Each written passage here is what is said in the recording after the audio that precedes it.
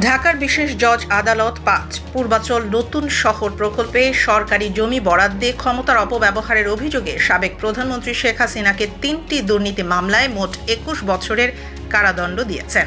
বৃহস্পতিবার সকাল 11:30টার পর বিচারক মোহাম্মদ আবদুল্লাহ আল মামুন এ রায় ঘোষণা করেন।